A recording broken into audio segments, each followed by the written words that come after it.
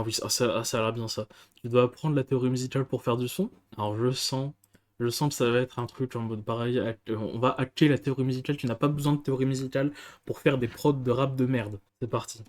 Voilà le topo. Tu sais que pour composer de la musique, il va falloir créer des mélodies. Et alors tout de suite, tu penses qu'il faut te farcir Oui d'accord, ok, la musique c'est les mélodies et t'as pas besoin de règles de théorie musicale pour faire autre chose que des mélodies, bon ok, ça part bien.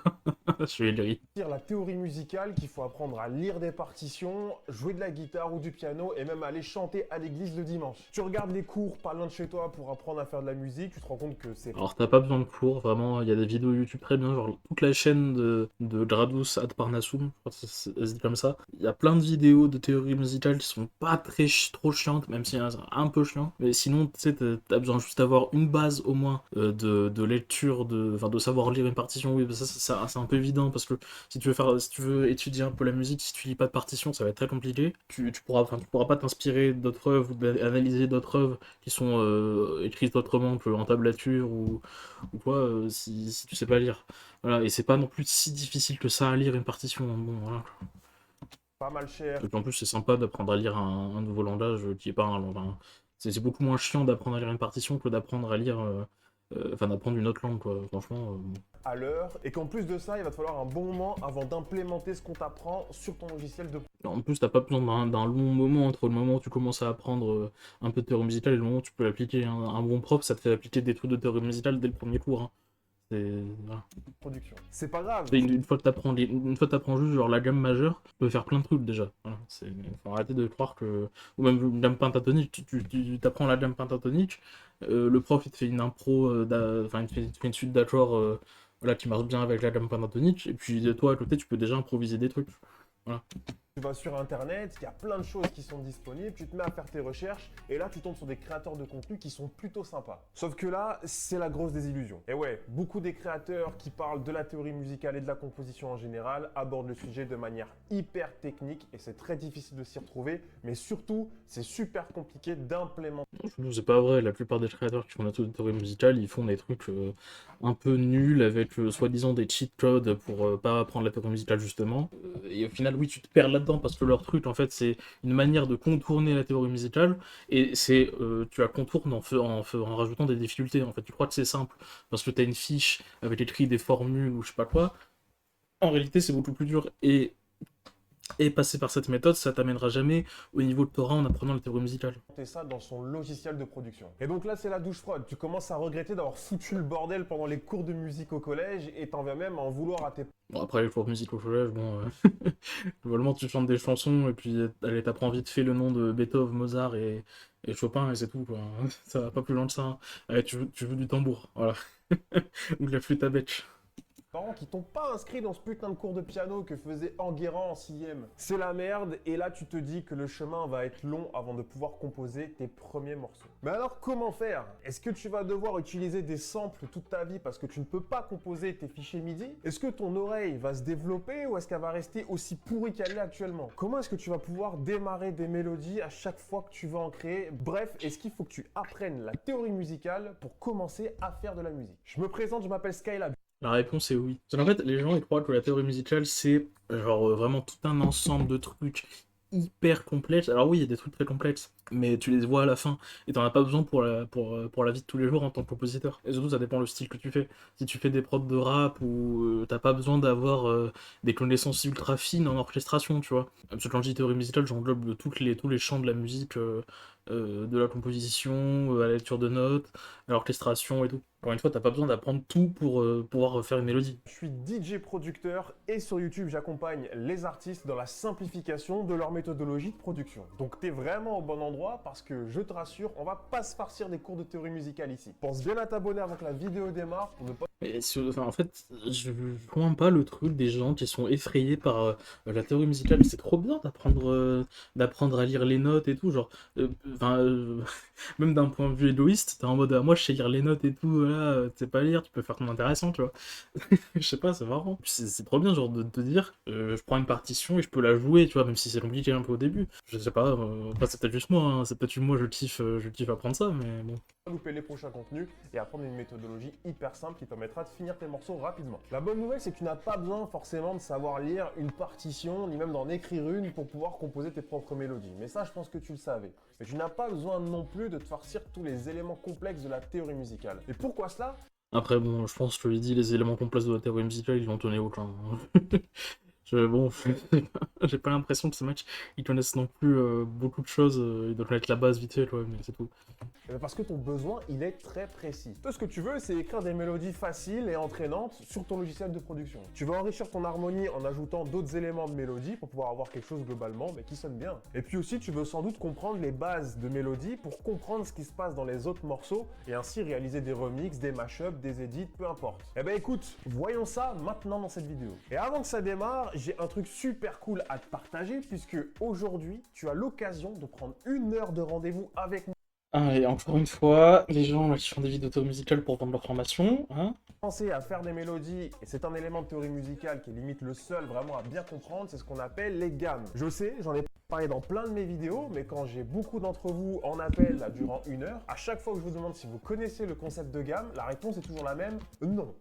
Alors je vais le repréciser ici parce que le concept de gamme est essentiel pour écrire facilement des mélodies. Tous les morceaux du monde entier s'inscrivent dans ce qu'on appelle une tonalité, et c'est cette tonalité. Non, c'est pas vrai. Je suis déjà mon tir. La tonalité, c'est que pour le mode majeur et le mode mineur. Sinon, on parle de modalité, donc... Qui va te permettre de facilement réaliser tout un ensemble de mélodies cohérentes qui sonnent juste ensemble. Une gamme, c'est ni plus ni moins qu'une suite de notes qui se succèdent dans l'ordre. Moi, je sens que... je sais pas s'il va parler de notes étrangères et tout, mais bon... Moi, c'est bien pour un début, mais bon, là, il fait genre... quand t'apprends ça, tu sais faire des mélodies. Mais si tu fais des mélodies seulement sur les notes de la gamme, surtout quand c'est une gamme majeure ou une gamme mineure, tu vas vite te faire chier, hein. Et il y a ce qu'on appelle, en théorie musicale, un mouvement conjoint entre ces notes. Mais ça, on s'en bat les couilles. Ce qu'il faut que tu comprennes, c'est que Ok, on s'en bat les couilles. Bon, d'accord. la gamme, c'est l'ensemble de notes que tu vas pouvoir utiliser ensemble pour créer des mélodies qui sonnent justes. Et donc une gamme est composée de 8 notes, d'accord? 7 notes différentes, et puis la 8e qui est l'octave. Donc Mais du coup, elle est composée de 7 notes différentes, et pas de 8. Sinon, c'est une gamme octotonique, genre le mode 2 de Messiaen, par exemple. à la fondamentale jusqu'à l'octave, tout simplement. Et donc tout ça, ça va te permettre de créer une mélodie, de Et faire du des coup, c'est pas la fondamentale, c'est la tonique, hein. C'est de la tonique juste sur l'octave. Bon, bref. chutes d'accords, mais aussi Je suis tellement aigri. Mais en même temps, ça me saoule, ces vidéos. Parce que moi, j'ai passé des années de ma vie à faire le conservatoire. Je suis diplômé. Bon, même si ce diplôme sert à rien. Enfin, je peux pas travailler avec, quoi.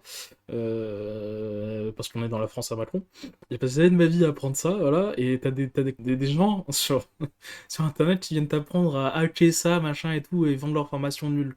C'est pas si compliqué, la théorie musicale. Et, si vous voulez, je vous ferai des cours un jour. Bref. de comprendre finalement comment est-ce qu'un morceau Enfin, si vous voulez, il y a encore personne dans le chat, à part moi et le bot, j'imagine, hein. Ah si, bonjour, Sinisone. que tu aimerais remixer est composé, et donc du coup tu peux faire des remixes, des mashups, des edits, bref, tu peux tout faire. Comme je te le disais, chaque son est rattaché à une tonalité, tu as juste à ouvrir Recordbox, le logiciel que tous les DJ utilisent actuellement, pour te rendre compte que tu as les informations sur le nom de la track, l'artiste qui l'a composé, le BPM, mais aussi Ouais, la tonalité, tout simplement parce que c'est un élément Après, si tu connais la théorie musicale un peu, tu peux toi-même te rendre compte dans quelle tonalité on est, quoi. T'as pas besoin d'un outil pour qu'il te le dise, quoi. essentiel et que chaque morceau est rattaché à une tonalité. Et comme les choses sont bien faites et qu'on a voulu simplifier au maximum, eh bien tu as 2 ensembles de gammes absolument à connaître et c'est tout. On a ce qu'on appelle les gammes majeures et les gammes mineures. C'est tout, y a rien d'autre, hein. Rien d'autre. Il y a juste la gamme majeure et la gamme mineure, hein. On va pas très loin avec ça, hein. Je te dis tout de suite, même dans le rap, hein, franchement, bref. Pour la gamme majeure, je t'affiche ici un petit graphique qui te montre comment est-ce qu'elle est composée. En fait, il affiche ce graphique, mais genre, un mec qui a jamais fait de théorie musicale, il comprend rien à ce graphique, hein. Est-ce qu'il va l'expliquer? Prend tout simplement une note fondamentale, d'accord? Donc c'est la première note qui va nous permettre de rédiger derrière l'ensemble C'est plus logique de lui faire apprendre via le piano, hein. Montre-lui une image du piano et de la gamme de do sur le piano. de notes qui vont matcher avec cette fondamentale pour pouvoir créer des mélodies dans une gamme définie. Et donc, entre la gamme majeure et la gamme mineure que je t'affiche ici sur le schéma de construction, Alors évidemment, il va pas parler des différents types de la mineure, la mineure mélodique descendant, la mineure mélodique ascendant et la mineure harmonique. Là, il montre la mélodique descendant, évidemment. Voilà, mais il y en a plein d'autres, hein, du coup. Enfin, il y en a deux autres, pardon. Eh bien, tu le vois, on a différentes manières de construire. Et c'est précisément ces différences qui vont permettre de donner une émotion différente à tes. Bon, encore une fois, une gamme ne donne pas une émotion. C'est comme un intervalle, enfin, un accord mineur n'est pas triste et un accord majeur n'est pas joyeux. Ça, c'est vraiment, on t'apprend ça, enfin, non, justement, on t'apprend ça en première année au conservatoire, mais c'est totalement faux, hein, voilà. Faut arrêter d'enseigner ça aux gosses, hein. Mélodie. On a souvent tendance à utiliser des gammes majeures pour attribuer un sentiment de joie, de fête. Là où les gammes mineures C'est pas vrai, mais c'est pas vrai, putain, c'est pas vrai, c'est fou ça. sont plus utiles pour retranscrire de la tristesse. Et donc ça, c'était l'aspect théorique, on va dire. Maintenant, d'un point de vue pratique, comment est-ce que tu peux appliquer ça? Et pour celles et ceux qui utilisent FL Studio, il y a quelque chose de magique dans le piano. Mais par contre, la musique infernale qu'il a mis en fond, ça va me saouler en plus pour la VOD, il va falloir que j'enlève la musique de fond là, de sa vidéo. Un rôle qui s'appelle le stamp, ok? Donc c'est dans tes fonctionnalités et tu as dans stamp eh bien, ce qu'on appelle scale. Et scale, bah, ça correspond tout simplement. Ah tiens, mais je crois qu'il y avait que deux gammes majeures et mineures. Putain, il y a plein de trucs là, mineur harmonique, hongrois, mélodique. Bizarre, tiens.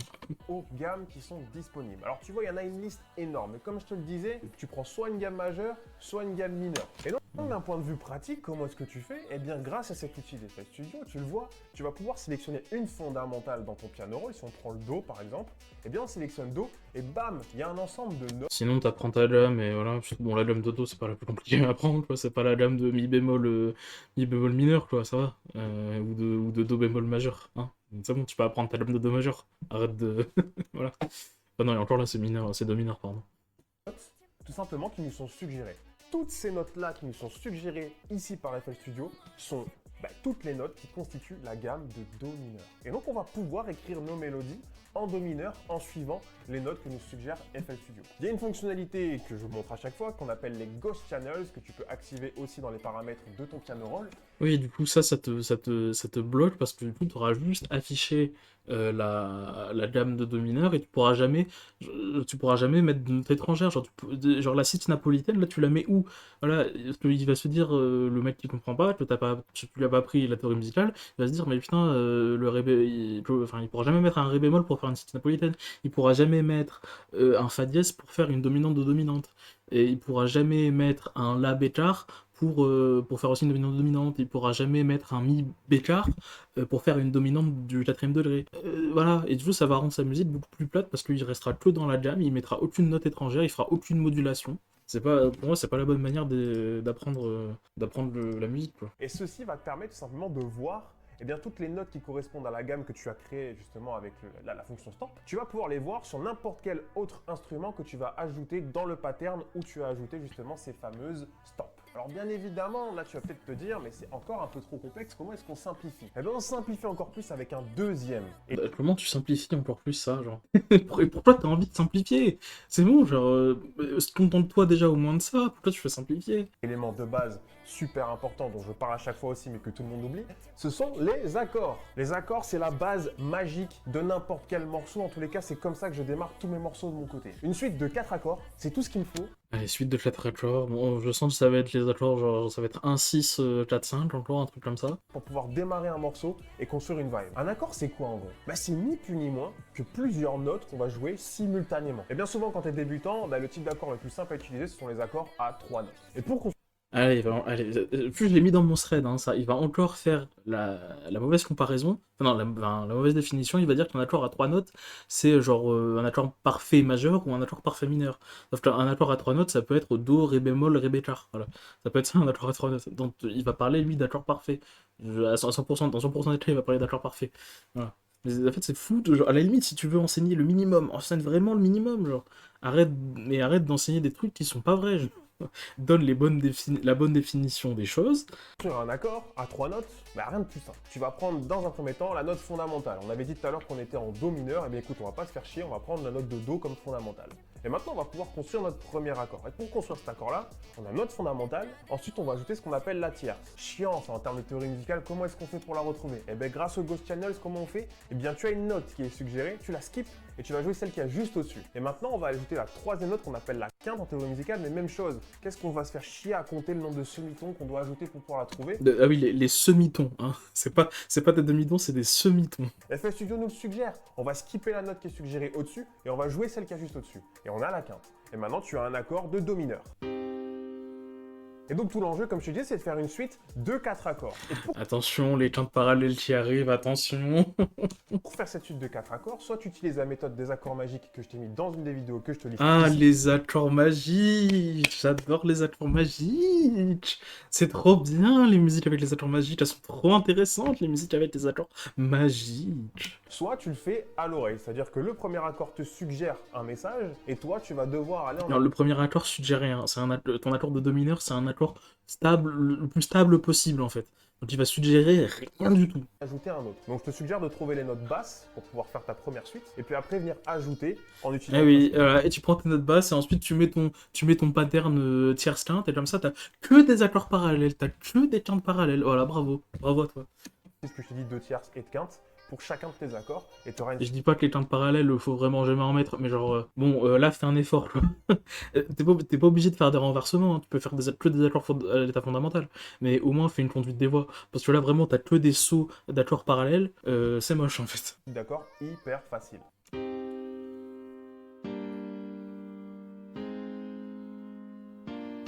Alors du coup, les accords, c'est premier degré, quatrième degré, premier degré, cinquième degré sans sensible, sixième degré et septième degré, mais pas donc enfin pas basé sur la sensible. Voilà, c'est inintéressant. Et pour t'exercer très facilement à faire ce genre de choses, eh bien je t'invite tout simplement à prendre un acapella. C'est vraiment trop bien. Prends un morceau connu que tu aimes bien en plus de ça, comme ça au moins ça te fera un point de repère, ok?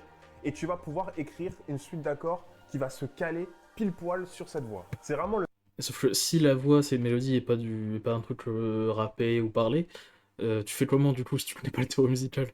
Alors t'entends le mec, il fait enfin, déjà faut trouver la tonalité de la capella, enfin bon normalement elle est écrite, hein.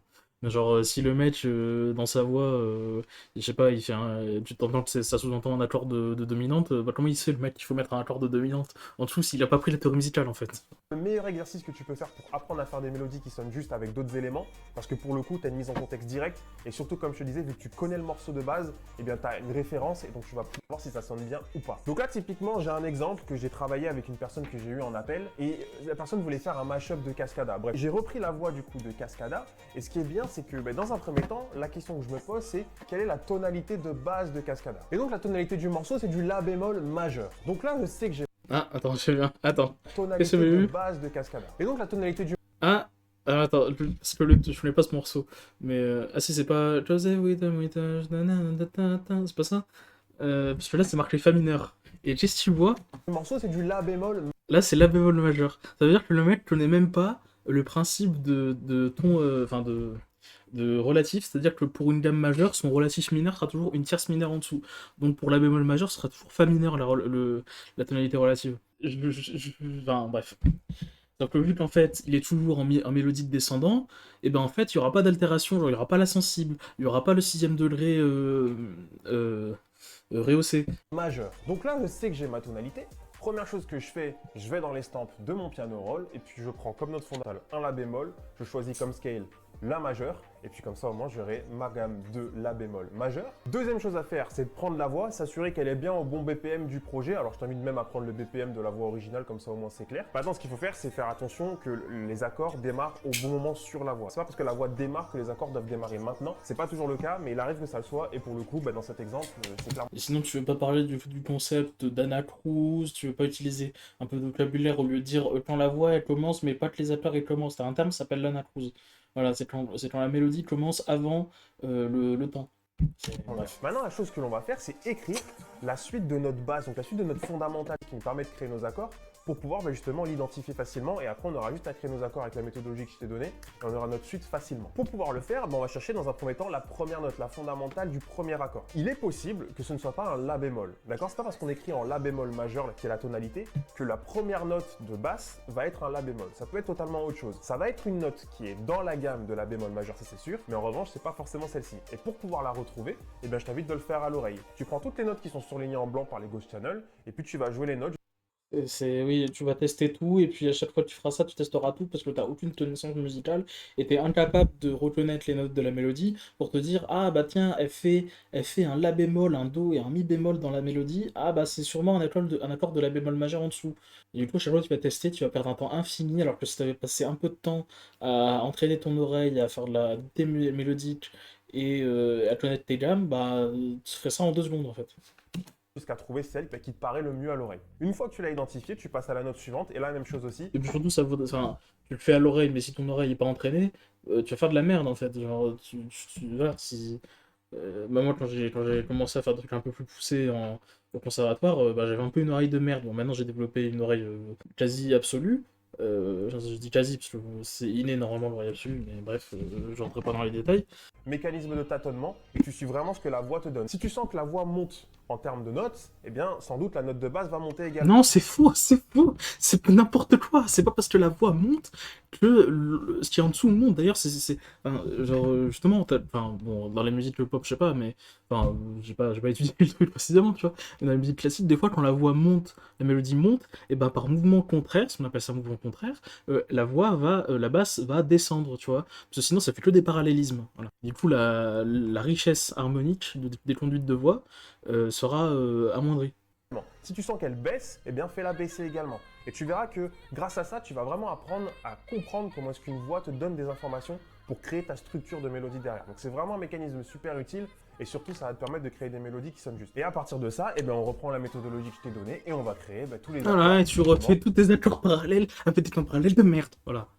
Putain, j'en ai marre. Évidemment, tu feras aucun accord renversé, tu feras rien du tout, tu mettras que des accords à l'état fondamental. Voilà, vu qu'on est à la Renaissance, là, on fait que des accords fondamentaux.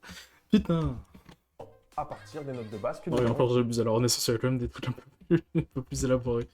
Still hear your voice when you sleep next to me. Du coup, c'est bizarre, t'as dit c'est en La bémol majeur, et bizarrement, ça commence sur un accord de Fa mineur.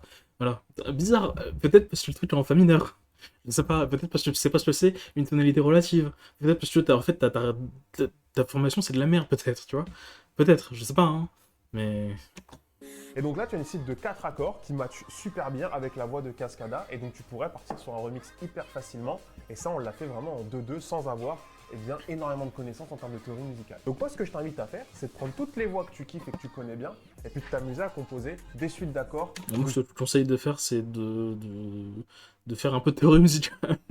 Voilà. Et franchement, il y a des bons cours de théorie musicale sur YouTube. Hein. Voilà. C'est pas non plus ce qui manque. Hein. Et il est gratuit. Et donc là, ça va te permettre simplement Et t'as même des trucs franchement très poussés sur Gradus, pardon, Ad Parnassum. T'as des trucs quand même qui sont assez poussés et c'est sympa, tu vois. Aux étapes supérieures qui permettront véritablement de finir un morceau. Mais je vois beaucoup trop de gens que j'ai en appel qui ne maîtrisent pas cette base-là et forcément derrière leur morceau. Mais toi, tu maîtrises quoi en fait? Genre, tu sais pas ce que c'est une tonalité relative, tu renverses pas tu sais pas ce que c'est un renversement d'accords, tu fais que des chats parallèles, bon, tu maîtrises quoi sérieusement? Il ne sonne pas juste du tout. C'est tout ce que j'avais à te montrer pour cette vidéo. Donc, si tu as des questions, pose-les-moi en commentaire. Et si tu as besoin d'aller encore plus loin vraiment pour apprendre et voir les choses de tes propres yeux, n'oublie pas, tu as un lien en description pour pouvoir passer. Allez, hein.